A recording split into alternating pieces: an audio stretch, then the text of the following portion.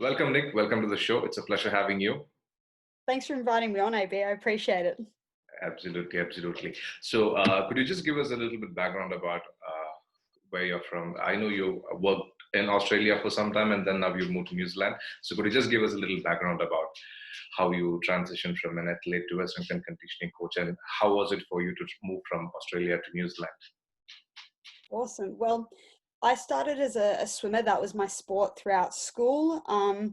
I absolutely loved it, but I wasn't very talented. And I basically, at probably around 16, 15, 16, started realizing that being a very small human trying to be a swimmer with very limited talent, no matter how hard I worked, probably wasn't going to make it. And I also am very injury prone, always have been. I'm very hypermobile. And I used to, when I'd swim, if I was injured, if I was doing something like doing kick, I'd be watching every person and analyzing their stroke and trying to work out how they could do it better. Right, And I did the same if I watched movies and people were running. And I think that kind of fostered an innate love of watching movement and trying to see the best way people could move. right, Um, and from there, I started swimming coaching while still in school. And while I was swimming as well, I was training at a private strength and conditioning company. So okay, when I grew up, there was no S&Cs in female schools. They were only in right, the male schools. So I was lucky to have a friend who was a basketballer trained out of a private S&C company. And she told me about it, and I wanted to do anything I could to get better. And that's how I found strength and conditioning. And I really loved it from the start. I found all of it fascinating, and I just thrived on the training. And when I finished school, I knew I wanted to do something in sport. So I enrolled in what's now called exercise science. And I contacted that company that I had trained out of and asked if I could intern with them. So I was still swimming at this stage, but less and less because it kind of right. conflicted with the coaching times. So Yeah, I was semi-training by myself, and I had started I was swimming coaching, and I was starting this strength and conditioning internship as I started university. I kind of was a little bit burnt out from swimming at that stage and decided I would retire for now and kind of throw my hat in the ring of coaching and put my full energy into that. right, And I did that throughout university, and then from there worked at interned with a professional AFL club, and then worked at some schools and some different clubs. And then 4 years ago, got my first full-time role in strength and conditioning at a place called Sydney University in their high performance department. right. And I was running. I started off looking after two teams, so the elite swimming and the men's rugby, and kind of transitioned into looking after six teams by the time I left. So, Oh, that's great. That's um, great. yeah, you know the old saying, when you do your job well, you get more. So Absolutely. I take it as I was doing hopefully a good job by getting all the responsibility. And then an opportunity came up to work for High Performance Sport New Zealand. And a friend of mine who currently works with High Performance Sport New Zealand told me to go for it. And my boss at Sydney University had previously worked for HPSNZ and also encouraged me to go for the role. Right. And I was really lucky and managed to get the role. And in 3 weeks had to relocate the second time in my life. I only moved from Brisbane to Sydney the first time, so still in Australia, and then proper relocation across the ditch to New Zealand, and had to kind of pick up all my loose ends in 3 weeks and get over here and start work with the New Zealand rowing team. So Oh, that's great. that's where I am now. And it was personally, it I get a lot of fear moving countries and stepping out of my comfort zone like normal people. But I know, firstly, that when I do things that scare me, I always end up coming out better for it. So I know that in the back of my head.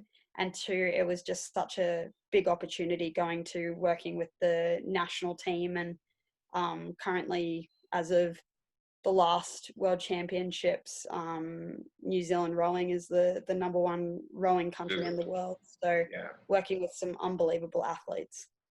awesome. So when was this? Early to 2020? No, I Your moved first. late 2019, so September 2019. So I've actually nearly been here a year, which doesn't really feel like it considering we had a 3-month lockdown. Yeah, right. Yeah, yeah. Awesome. That's a great story. So in India, strength and conditioning is a rarity and a luxury to be a strength and conditioning coach. So most professionals would transition from a personal training background to an SNZ Yeah, maybe after 8 to 10 years of experience in the field. And there are very limited spots for strength and conditioning coaches, either with the national team or with the domestic team. So it's only in cricket yeah, that there is a role for strength and conditioning coach. No other sports will have in domestic leagues. So that's the case of strength and conditioning coaches in India. And most of the resources, podcasts, YouTube videos, or anything that we subscribe to comes from abroad, from Australia, US, UK.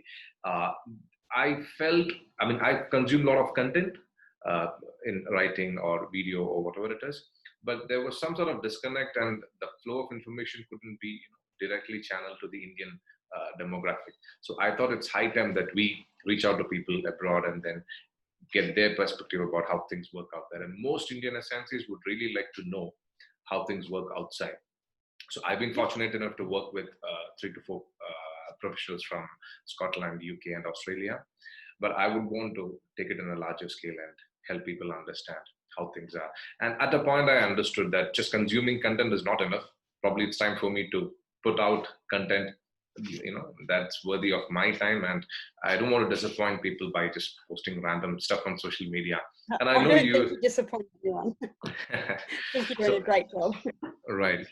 And I saw your presentation notes on the ASCA 2019 conference one. It was very impressive. So, how did this idea of researching something on social media uh, spark?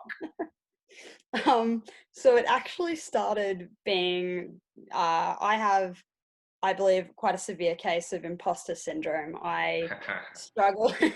I hadn't done a huge amount of public speaking in a while, and I knew I wanted to present and step out of my comfort zone, get better at presenting. And I knew if I picked a topic that someone had done a PhD on, or someone was like the lead researcher in the world that was sitting in the audience, I would have just added nerves to myself. Right. So Yeah. partly I wanted to pick a little bit of a novel topic. And having been through quite a few conferences, there are similar themes that end up coming out in every one.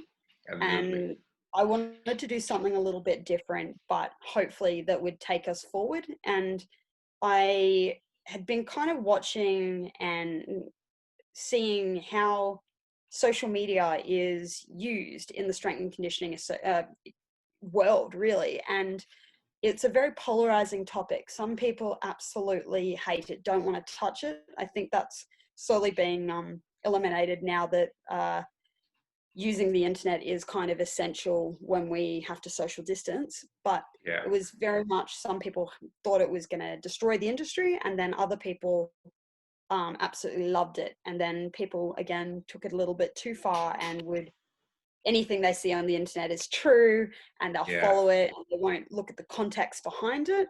So I kind of thought it was an interesting topic, and there was, as I looked it up, there was very little research in general around it and how industries use it outside of a marketing campaign. And I guess we are all marketing to an extent, marketing ourselves when we're on social media. But yeah, I looked into it and did a bit of a pilot study through the Australian Strength and Conditioning Association. So that article has been approved for publication. It just hasn't been published yet.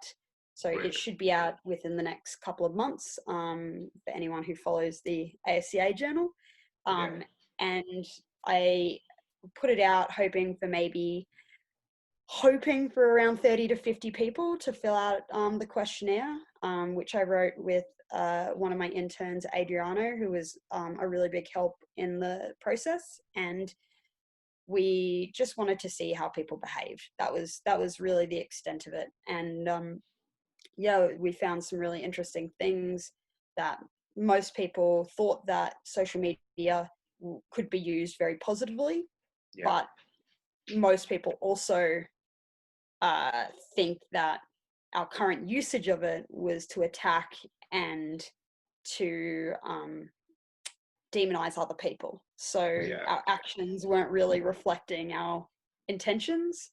So Yeah. I thought that was a huge one for the industry as a whole, to kind of identify as something we can work on, and putting out positive stuff and on the internet, rather than, oh, this person, look at their technique, it's terrible, why would anyone do that, rather than acknowledging that that person could be doing it for the very first time, and coaching is a Yeah. process, and all our athletes don't look perfect all the time. That's what Absolutely. we're there for, right? Yeah, totally. See, that's the best part about ASCA. So back in 2018, when the call out for presenters came online, I had registered for the SCA conference in Singapore. So fortunately, I did not apply for the presenters position, because I understood the magnitude of it only when I went there. So you've seen Greg Half and Sophia Nimfis present online on YouTube, but it's when you're there physically, you see them present and how they answer the questions. Maybe you're not yet ready for it, but still in the international conference, they do allocate slots for people who are upcoming, people who are relatively new to the field. That's a good thing. You don't have to make a presentation that's data heavy and then that's literature backed up. Something like a Greg Half cluster training one, or change of direction one from Yeah, Sophia Memphis. Yeah, that's the best part yeah, about I ASCA. wouldn't want to go after them. Absolutely. So, in terms of the social media research that you did, what would be? See, I was someone who was very not against. I was just subscribing and consuming content from social media. There was nothing out on my profiles anywhere, Twitter, Instagram, or LinkedIn. But then later I realized that yeah, that's something that you should start doing, not to promote yourself or brand yourself, but just so that you're putting your word out there and then people can see it. So in your experience and in your research, what do you think, or how do you think people should start thinking about contents? In which direction should they? Because the obvious choice would be to post exercise videos or click pictures with the athletes whom you're training, and then that would be the extent of their thought. So to just give them an elaborate picture as to how to create content on social media, what would be your thoughts? I think the first thing is, try and be authentic to you. If you try to be someone else. So if you want to be one of the big names in strength and conditioning, that's not you. You want to put out things that you do, that you value, so it can be actually authentic. So my one, and I don't have a huge following or anything like that, but I personally try and put out something that resonates with me. So Right. currently I'm doing a micro masters in leading high performing teams, and each week there's a different topic. And for example, this week was on difficult people and difficult conversations. And I put out a post, and it was semi summarizing what I had learnt that week and my own experiences around that. So sometimes I use it as a note for myself and something I can look back on and to reinforce my learning. Right. I know, working with athletes, sometimes posting something that an athlete has done reinforces their behaviors, and they feel proud that you care and you want to show off their behaviors. Yeah. And sometimes for me, it's just my personal life. So I've come back to swimming, and sometimes I post about that as well, or just random exploring. Being in New Zealand, we've got some of the most amazing scenery, and exploring my new Absolutely. country. So I don't think there's a set way that people have to do it. I think it's what works for you. something that I wrote for the ASCA conference on one of my slides was about the 3 kind of key things you should look for. And that is to share knowledge rather than belittling others for trying to share theirs. To promote thoughtfulness rather than try and get attention. So you're not doing it to try and get 1 million followers. You're there to promote your own ideas and create those ideas in full, and then engaging in conversation instead of broadcasting an opinion. So often there's some triggering stuff out there online, and rather than just saying this is my opinion so everyone else is wrong, start having that conversation, and where possible having that conversation through a direct message or a private message rather than starting a fight online. Sadly, there are a lot of coaches who rightly or wrongly put out, it's generally on Twitter, but they'll go at each other for different opinions. And I've seen one conversation that literally ended in, oh, why don't we fight about this? Like, go outside and fight. So I think that doesn't look great on us as a profession. We need to be professional in how we act and how we display ourselves, because it is broadcast there for everyone to see and it is there forever. So we just need to think a little bit sometimes before we post. Absolutely. And not get caught up in the vanity metrics like number of followers and likes and how many retweets you get, because sometimes you lose perspective. So I went on a live last evening.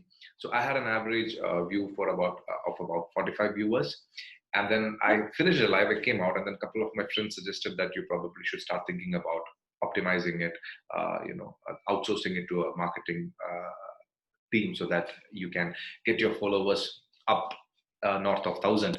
So I was just, trying to explain to them, an average people of 40 watching you live is a good thing. It's not bad. Like, it would be hard to assemble 40 people in a room and just over a very short notice and then, conduct an hour of session.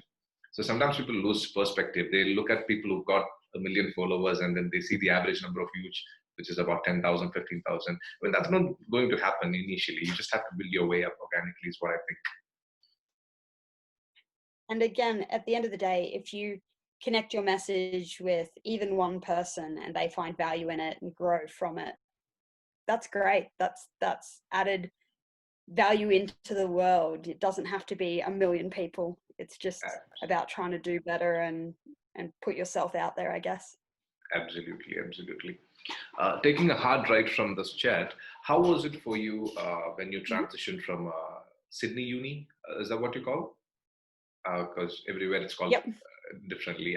Sydney Uni, to a high performance environment. Because the first time when I walked into Inspire Institute of Sport, where I work right now, so I came in here for the ASCA Level 1 course, I think in 2018, early 2018, when Dan Baker came here to give the lecture. So the moment I stepped into the gym, it was like a huge 16,000 square feet gym. I was, okay, this is the place I want to work. Unfortunately, I had a chat with the head of strength and conditioning coach there. And that was the last day of the application for hiring a strength and conditioning coach. So it was just coincidence. We're just lucky to just send the application in the last moment. And then I got into the space. So it was a huge shift in perspective for me, working in smaller settings to a high performance environment where you have multiple disciplines and everybody's trying to work very in an integrated fashion. So how was it for you when you made that transition from Sydney Uni to a high performance environment?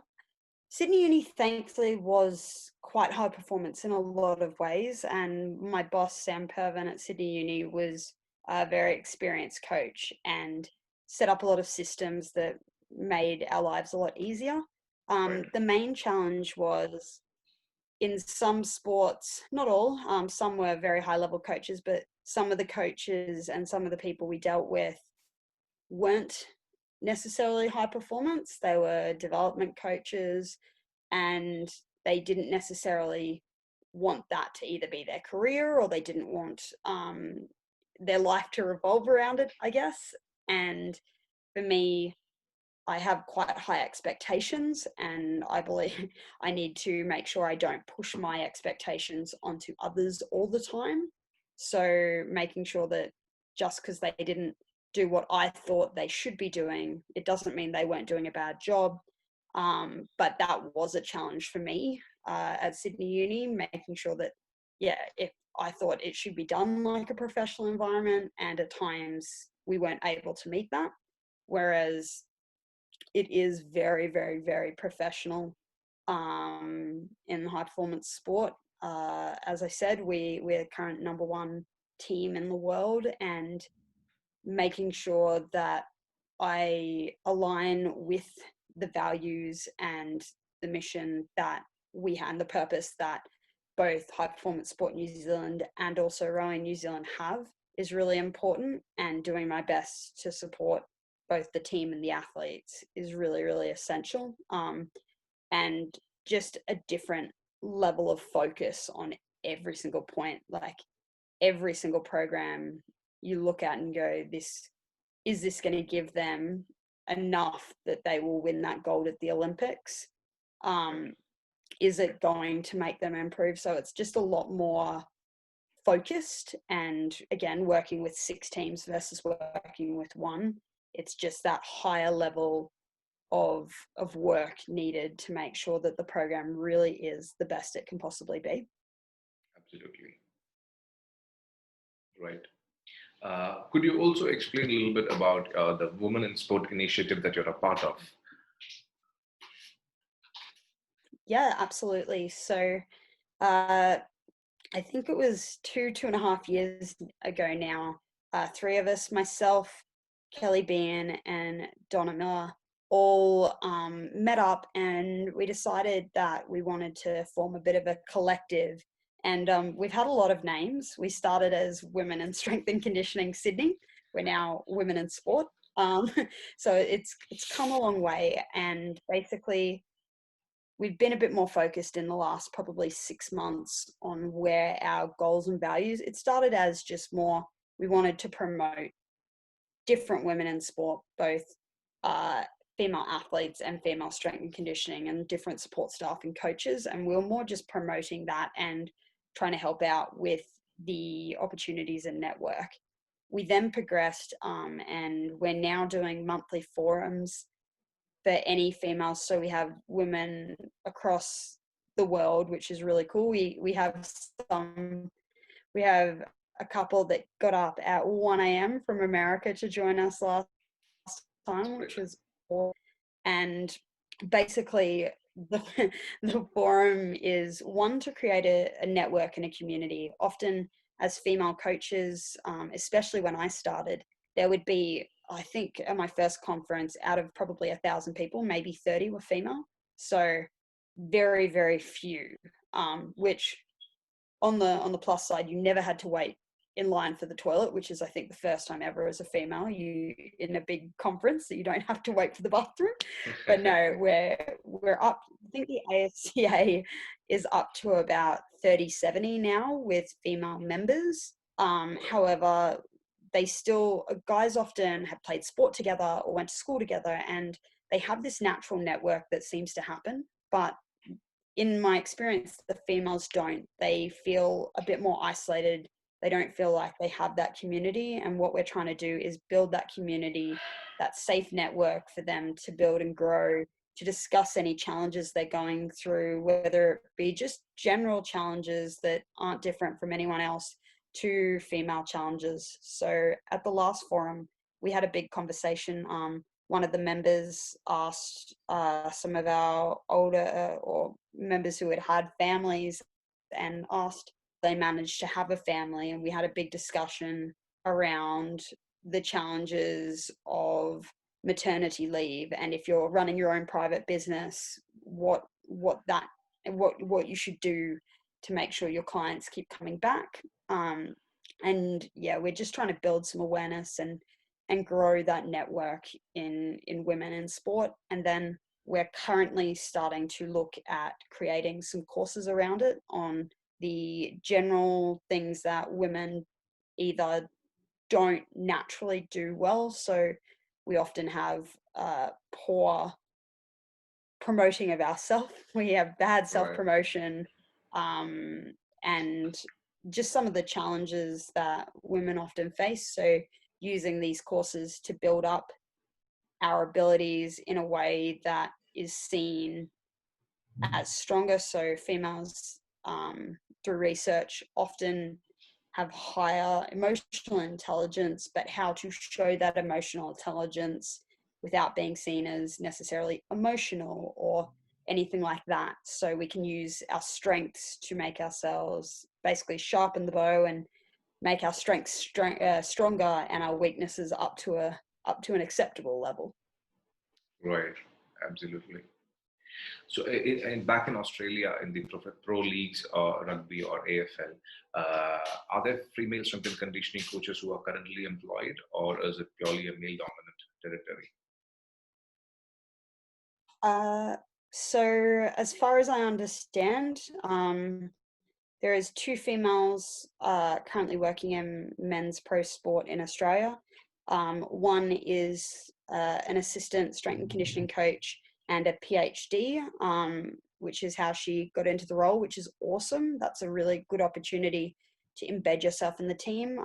Kellyanne Redmond, who works for the Brisbane Broncos, and then Simone Freeman, who she works across the women's netball and AFL at Greater Western Sydney Giants, as well as the men's AFL. So she kind of has different seasons and is able to then put herself in the men's role. So they're the only two that I'm currently aware of in the big league, union, and AFL. But I could potentially be missing someone. But it's still, there's been people in the past, but yeah, it's still lacking representation. Awesome, awesome. So, how does the educational system work there back in Australia? So, here in India, you need not necessarily have a master's or an undergrad in sports science for you to work in a facility like as a strength and conditioning coach. All you might need is certifications either from ASCA, CSCS, or UKSCA.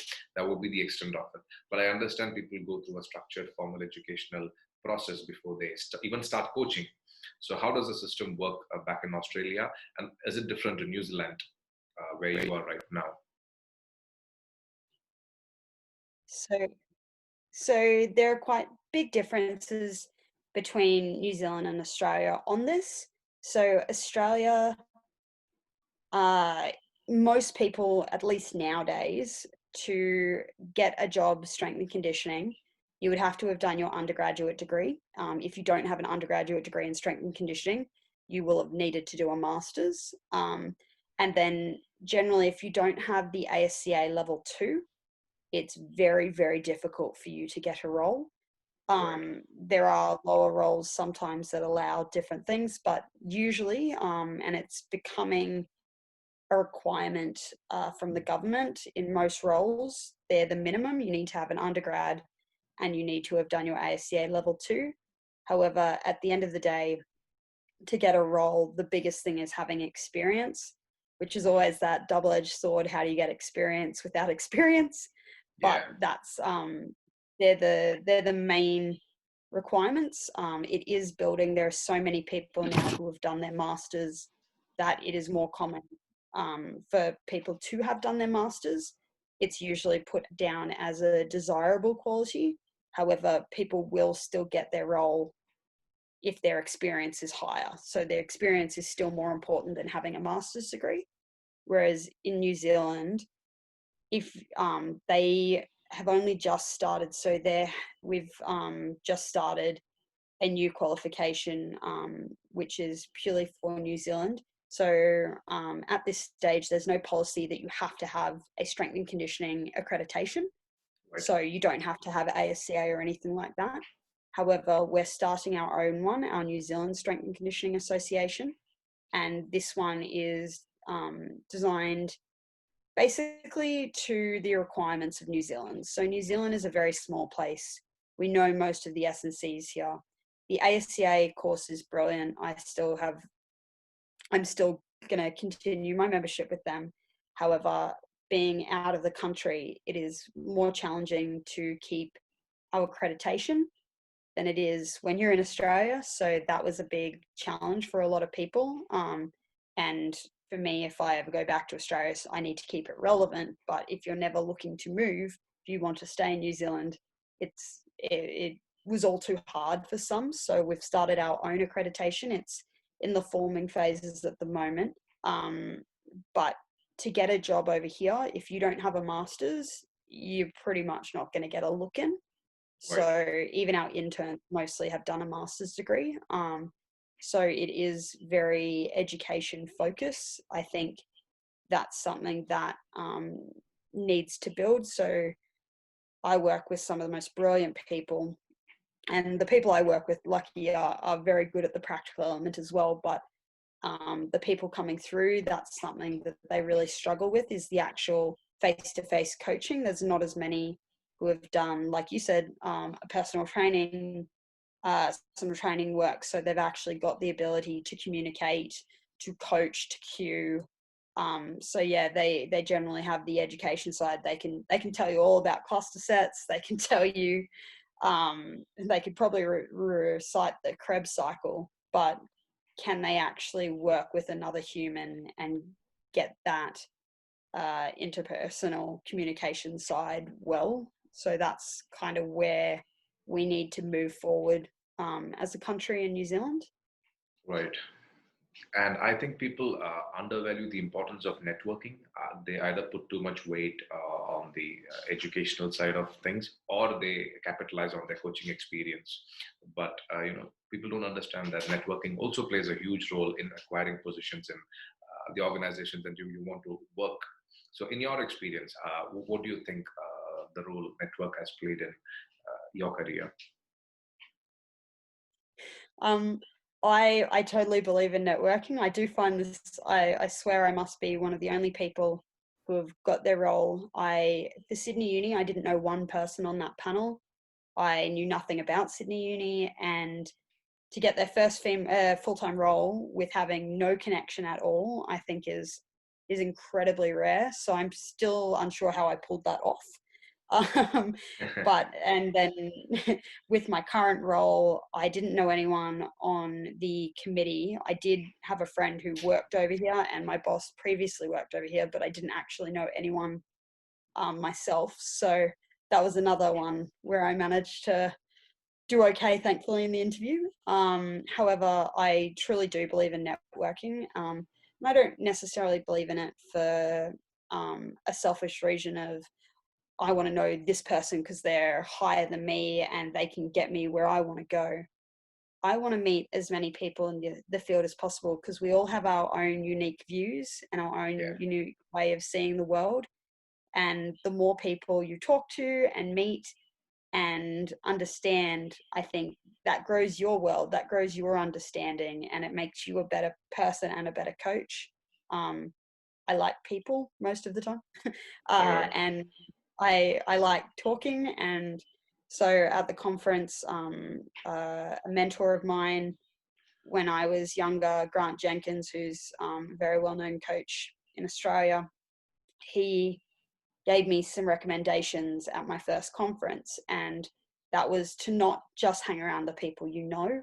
It's really easy to gravitate to the people you work with or the people who are your mates, but it was aiming to meet 5 different people each day.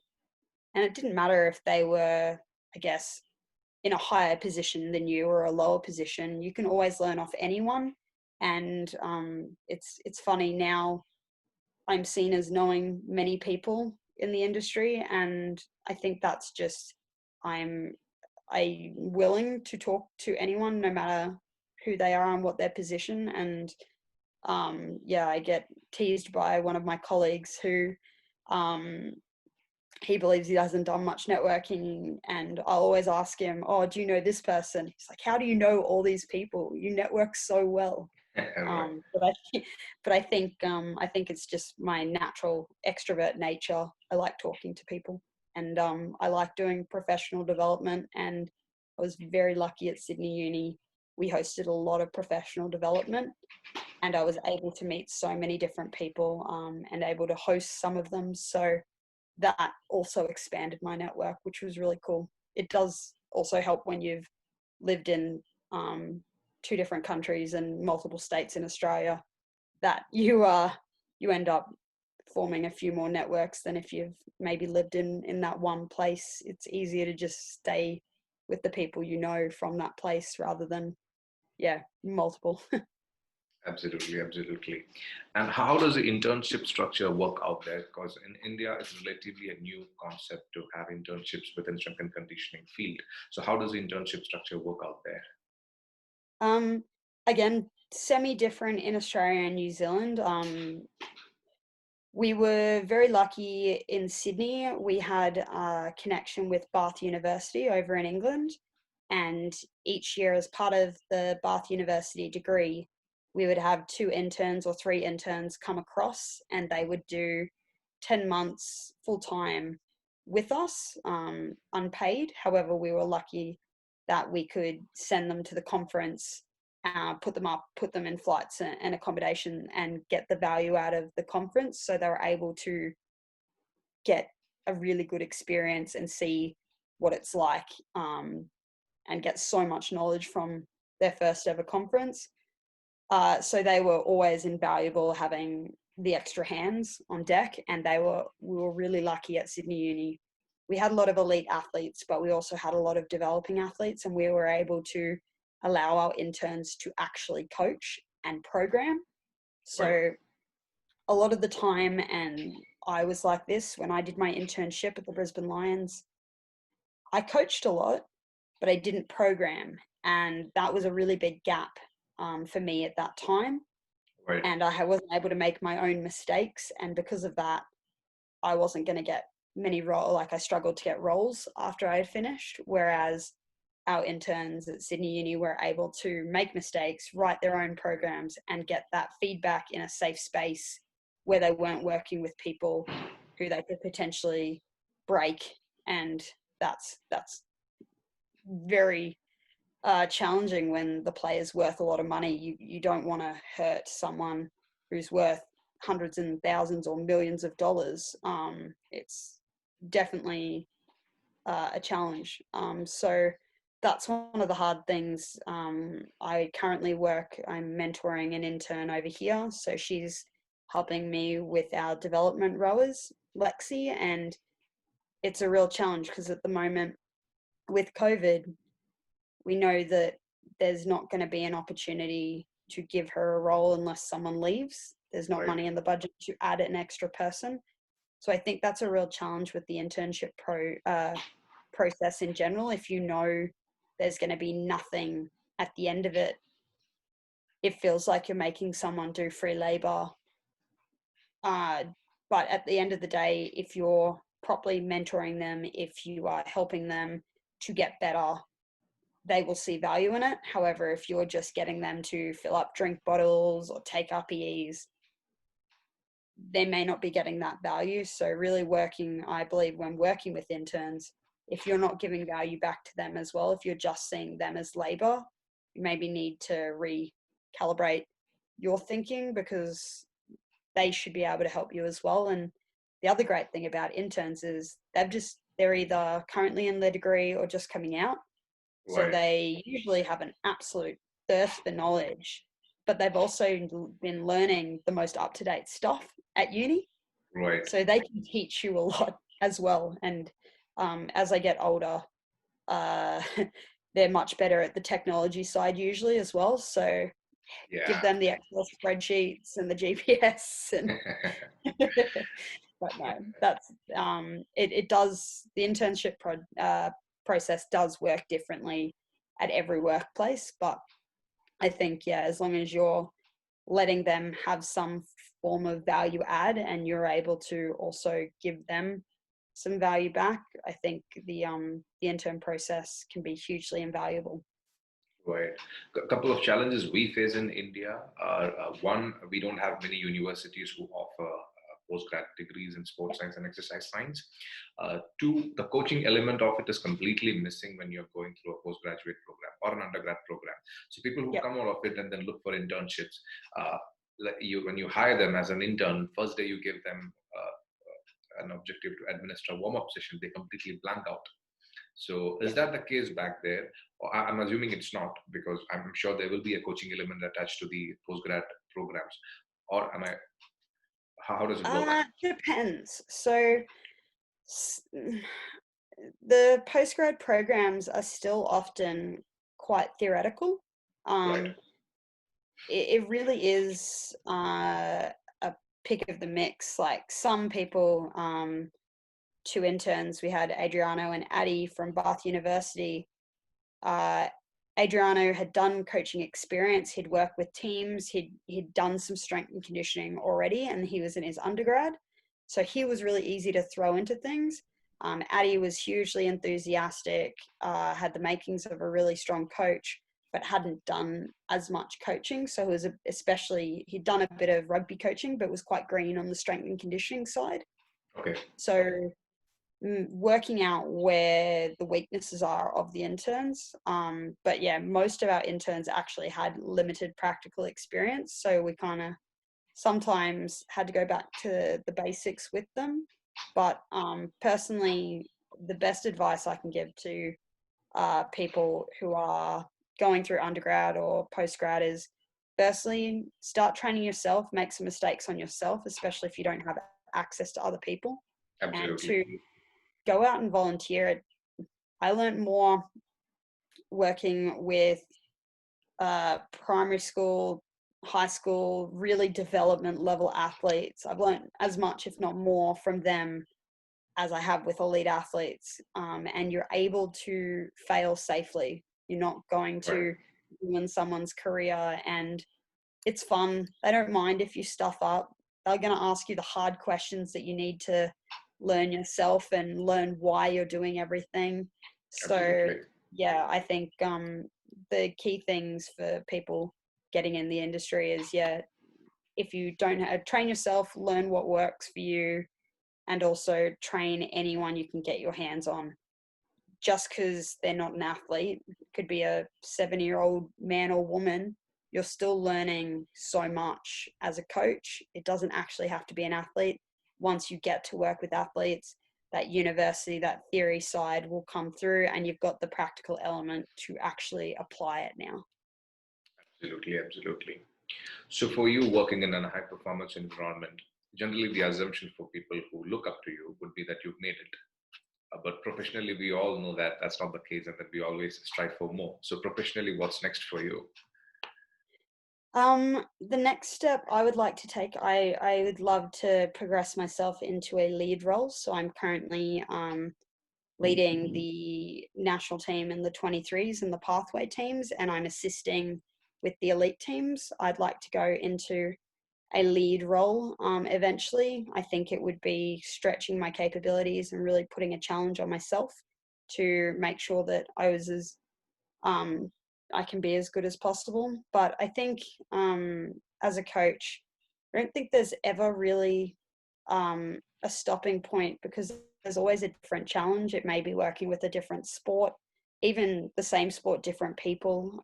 Right. One day I would love to challenge myself at some point working with a country either with complete limited resources or in a different language. I think that would pose a huge challenge and really upskill me on making sure that I don't need the resources. The resources are great, but I can do just as good a job without them, or I can do just as good a job with an interpreter or no interpreter, and make sure that my body language is what it needs to be to get that clear communication across. So I've got a bit of a bucket list of different challenges that I would love to put myself into at some point. But Right. yeah, just every day trying to get a little bit better, reach out and learn from people who are far, far more experienced, and try and learn as much as I can. I look at some of the people who I've had mentor me and I call friends, and sometimes I look at them and go, how do I get from where I am now to be at their age and their brilliance? But I keep working and hope it actually pays off. Right. At some point, would we be able to see you as an ASCA level 1 or level 2 presenter? Is that something that you, is that I your bucket list? I was actually meant to present I think the weekend we got shut down, or the weekend after we got That's shut down and locked unfortunate. down. So when ASCA start back up, I will be presenting for them, and I think I'll also be at some stage presenting for the New Zealand Strength and Conditioning Association as well. So getting my presentation, my presenting, and my course giving ability a challenge, which will be a bit of fun. Right. Right now, currently where I'm working is where we host the level 1, level 2 courses for ASCA. So hopefully a couple of courses down the line, you should also visit India to give a Yes. presentation for level 2. I'll go hit up the ASCA and tell them to stop sending Dan Baker and send me instead. Have you been to India? No, I haven't. I haven't before. It sounds like an amazing place though. Yeah. So one interesting question. So when you think about Indian strength and conditioning or sports in general, what's that comes to your mind? For India, you've got to go cricket. Cricket is such a big sport. I am not a big cricketer or a huge cricket follower myself. I have swimmer coordinatedness, so I can't hit a ball to save myself. It's dreadful. But yeah, I had a friend work for, I think he may have worked for India. Definitely either worked for India or worked for Pakistan and went to India often. I can't remember which one it was who was working in cricket. But yeah, that would be the number one sport that I think of. True. It's completely cricket. Cricket is a religion here back in India. So you should definitely come down, visit maybe as a part of ASCA level 2 course, or just drop in to our facility. It's a beautiful facility. It's in the southernmost part of India. So beautiful, beaches and forest. Talking my language, I love the heat. I'm missing the heat a lot at the moment. We're in the middle of winter and it's very cold. Right. It's been an amazing chat. To conclude, is there anything that you would like to share to the professionals back here in India, male, female, upcoming, or people who are already there? Is there anything that you would like to share? I'd just like to share if anyone ever wants to reach out. Always happy to chat and try and give my experience and help people progress. So if you want to reach out, my Instagram and Twitter, Nicolai_Morris, so NICOLAI_MORRIS. And then also the other forum is our Women in Sport Instagram, which is Women in Sport __. So there's 2 underscores, which is a bit of fun. And if you ever want to be a part of our forums, we have people who are still in university, who are people who have just decided they're interested in the industry, up to people who have been in the industry for years, many, many years, and worked with many different professional teams. So we're really inclusive and we love having people from all over the world join us. So if you are interested, give me a shout on one of those platforms, and we'll send out some links and let you join us. But yeah, I say it is a challenging industry, but it's super worthwhile, and just go get your hands dirty, work with anyone you can, and then when you get to work with athletes, it's amazing every day. Absolutely. Hopefully post Corona, COVID, if the airlines are back in the game, I might fly in Australia for the international conference, the November, December one. So if you're there, we'll catch up. Definitely. I'll be searching for you, assuming it's open. If not this year, next year, 2021. Are you presenting in the upcoming one? Assuming borders are open, which is looking unlikely at this stage, I'm meant to present. If it goes online, I had my presentation was a practical one, which wouldn't be able to do online. It involved people doing some gymnastics style strength. So if I can't do it online, I will be asking to push it to 2021. So at some point. Awesome. So I wish you all the best for your current role and what you're aspiring in the future. I hope you tick all the boxes in your bucket list. I appreciate it. And thank you so Thanks. much for making the time for this, Nick. We will Not definitely at catch all. up if I'm able to fly down to Australia for the conference. Yes, definitely. And thanks for having me on. I've really appreciated it, and definitely stay in touch. Definitely. Thank you so much, Nick. It was a pleasure. See you later. Bye-bye.